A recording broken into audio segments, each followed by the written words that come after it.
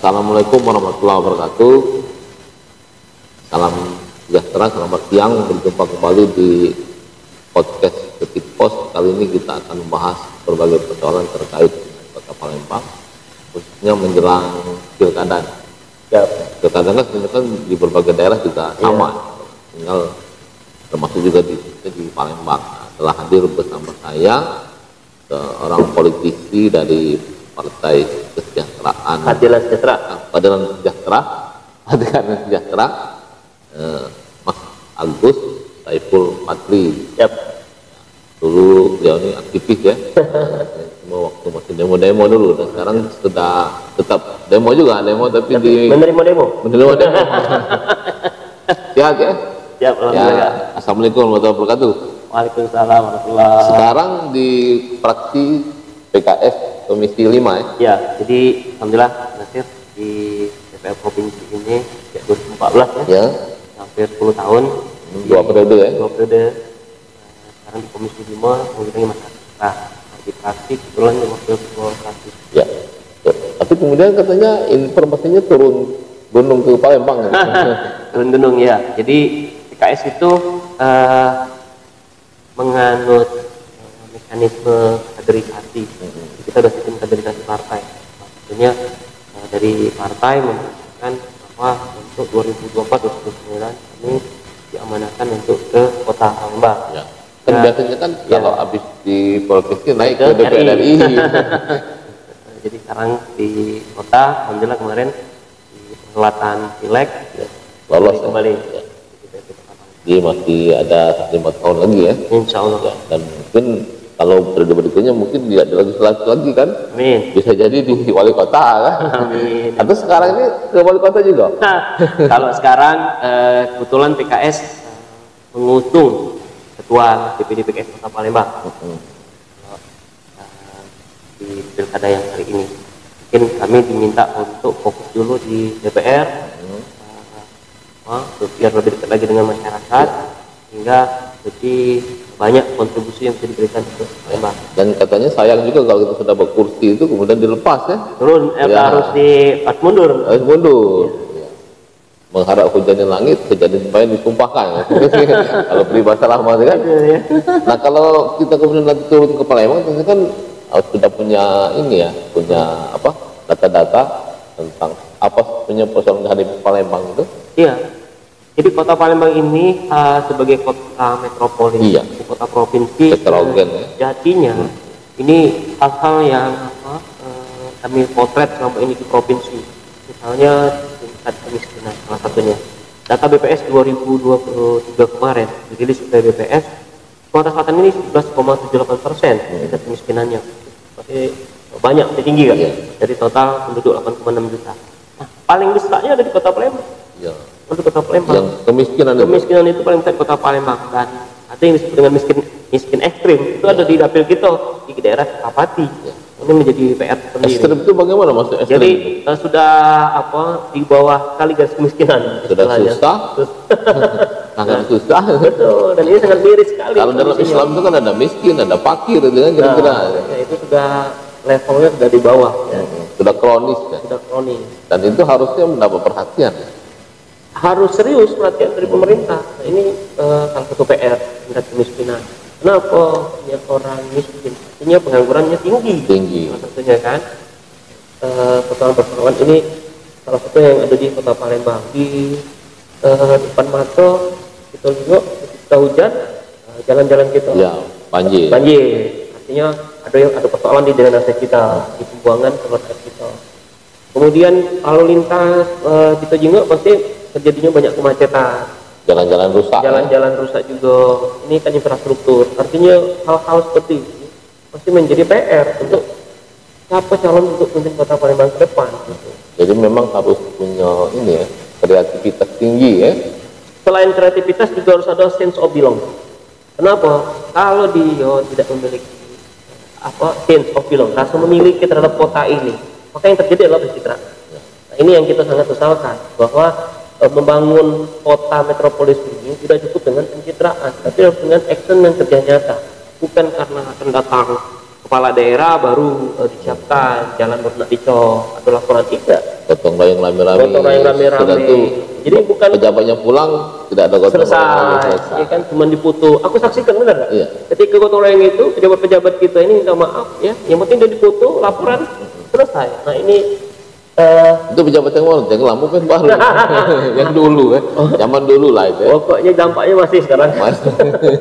Nah ini kan cukup miris, cukup sedih. Belum lagi soal jadi data kesehatan kita menunjukkan ya tingkat partisipasi masyarakat yang mendapatkan pelayanan kesehatan ini lewat PBI ya, menerima bantuan iuran BPJS gratis ini masih banyak yang belum. Kesehatan ini kan tinggal 4 daerah lagi yang belum UHC, Universitas Hapres. Jadi masyarakatnya tercover pakai BPJS kesehatan. Ternyata kota Palembang juga masih banyak. Kenapa masih banyak? Karena hampir mungkin tidak setiap hari baik. Jadi warga kita, Pak, kami warga tidak mampu, tapi belum punya BPJS. Karena sebenarnya ukurannya itu kan PKH, mungkin itu bukan ukuran supaya yang beda. Jadi gini, ada rumah besar namanya DTKS, Data Terpadu Kesejahteraan Sosial.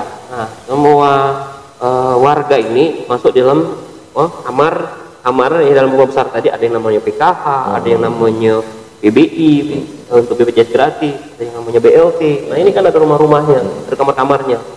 Ternyata di kota Palembang ini masih banyak warga kita yang belum, yang masuk tidak mampu, tapi dia tidak mempunyai kartu. Justru membayar berarti. Selama ini mereka membayar atau tidak punya kartu? Tidak punya kartu. Oh, jadi kalau mereka sakit tidak dapat pelayanan? Tidak dapat pelayanan. Jadi karena ini apa bahasanya ada anggota dewannya, ya biasanya mereka lewat ya RT, tolong Pak, ini warga kami sudah masuk rumah sakit tapi belum ada kartunya. Alhamdulillah selama ini kita membantu warga ya, lewat jalur Dinkes provinsi. Bukan kota berarti? Bukan kota. Kenapa? Karena alhamdulillah di 2023-2024 ini kami mengalokasikan dari APBD itu untuk membantu warga yang belum mendapatkan PBI. Yang mereka termasuk kategori tidak mampu. Tapi tidak mendapatkan fasilitas itu. Kalau dulu kan program Pak Alex itu kan semuanya memang ya? Ya, karena dengan adanya BPJS itu tidak diperkenankan lagi warga diberikan dua anggaran. Betul, double anggaran dari anggaran APBD. Ya. Berarti itu dia masalah banjir, masalah kemacetan, jalan rusak, kesehatan, kemiskinan. Betul. Ya. Itu memang harus ini ya. Nah kalau Palembang ini juga selain juga kota yang sekarang metropolis, yang juga heterogen, itu kan dulu kan dikenal religius itu. Betul. Ada keputusan Palembang. Nah, seperti apa itu? Apa arah pembangunan untuk religius itu? Nah inilah yang kita tanyakan ya. Kenapa kan ada Palembang Darussalam, mungkin visi dari jabat sebelumnya itu kan Palembang emas Darussalam lah ya kan. Ini kan tapi implementasinya, faktanya di lapangan kami tidak melihat ciri khas Darussalamannya. Kenapa? Misalnya kayak ini, makam-makam Rajo Palembang ini tidak diurusi oleh pemerintah. Masih cagar budaya. Cagar budaya. Kami melihat TACB, ya, tim ahli cagar budaya ini juga tidak memiliki katakanlah anggaran yang cukup maksimal. Ya, sehingga mereka bergerak dengan seadanya. Ya, karena ini cukup miris. Harusnya dialokasikan lewat APBD. Kalau memang tadinya ada Palembang Darussalam salah satunya. Terus destinasi religi. Kami melihat ini belum digali pemerintah. Wisata religi. Kan banyak masjid lama, masjid agung, masjid Kumarogan. Betul. Kalau kemarau yang ada baik sudah nak lahannya nak dimiliki lain gitu kan. Ini kan berarti memang harus peduli dengan budaya ya, cagar budaya. Betul. Bagaimana menciptakan selain kota yang maju juga religius ya. Betul. Kalau cuma maju tapi tidak religius juga mundur juga jadinya kota ya. Karena jadi gini, Palembang ini kan kota tertua tidak hanya di Indonesia, di Asia. Iya. Dan Kesultanan Palembang Darussalam ini tempat ya bisa dikatakan sebagai kerajaan ya, yang cukup dikenal. Nah, sekarang sisa-sisanya ini sudah nyaris tidak terlihat lagi.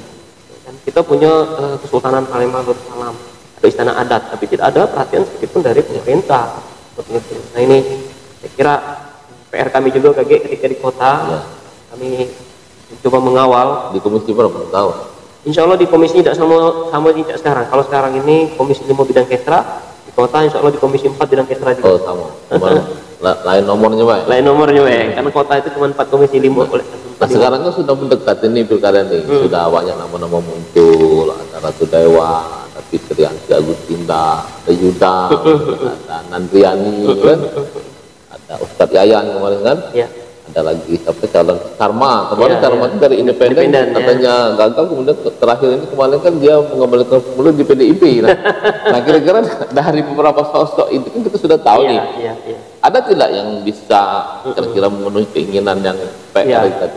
Kita butuh sosok visioner untuk membangun kota ini. Tidak mesti muda juga ya? Tidak mesti apa? Orang tua tapi pikirannya muda. Jadi jangan dikotomi dengan muda tua sebetulnya. Tapi ketika orang muda visioner ini bagus. Ketika orang tuanya tidak visioner justru kita sesalkan. Jadi artinya begini. Pertama mereka harus memiliki paham dengan daftar persoalan yang ada di Kota Palembang. Tapi tidak cukup dengan tahu persoalan, tapi juga memberikan solusi terhadap apa yang terjadi di Kota Palembang. Lalu yang berikutnya, kita tidak butuh lagi pencitraan, bukan zamannya lagi pencitraan. Jadi masyarakat ini sudah bisa melihat, karena ada kayak hari ini ada apa media kita? Ya, Tikpos ya. Nah ini salah satu bagian untuk mengedukasi masyarakat. Jangan terjebak dengan politik uang misalnya. Ya, jadi kalau dia serangan pajar, tapi dia tidak punya program, nah ini sangat disalahkan. Jangan juga diambil uang, jangan dipilih juga jangan. Itu tidak boleh. Kalau memang tidak dipilih jangan diambil uang ya mungkin. Jadi artinya masyarakat ini harus membuka mata pikirannya. Kita ini sudah capek.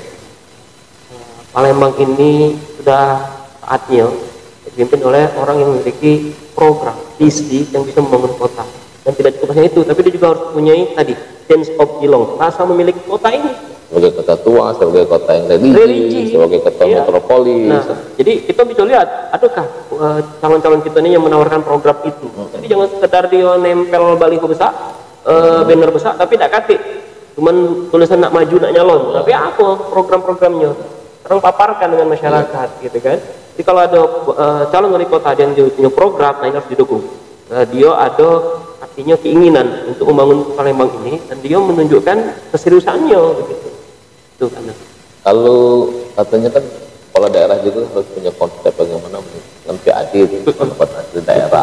Nah katanya Palembang ini sebenarnya potensinya ada, tapi mungkin belum dimaksimalkan. Artinya sebenarnya sudah maksimal, tapi banyak yang bocor. Ya, karena kalau soal bocor, karena kami belum ada di dalam sana, belum tahu ya. Tapi kelihatan kalau bocor, kalau rumah ya, bocor netes ya. Ya. Sebenarnya bisa dijenguk dari hasil atau outputnya. Jadi kita jenguk, kenapa kita masih banyak menganggur? Kenapa masih orang miskin? Artinya kan ada persoalan di situ.